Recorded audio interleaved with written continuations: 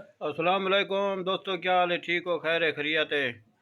अज बिरा को आए बैठे हैं, जमील बिरा को इनकी मोहब्बत है। सब बोतल पिलाए सी डेगिनो, हाँ नहीं ठड्डियाँ बोतल बिस्कुट खवाए सी।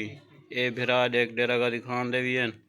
ई टाइम अस डेरा गादी खान बैठूँ बिया एक तो बिरा देखना सोना चिकना आहा तौसे शरीफ दा ये देखना वाह वाह वाह वाह ये सी तौसे शरीफ दा वे इनकी मोहब्बत है।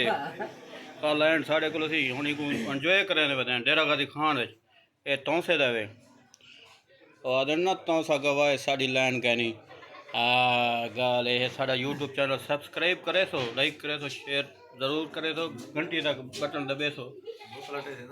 हाँ बोतल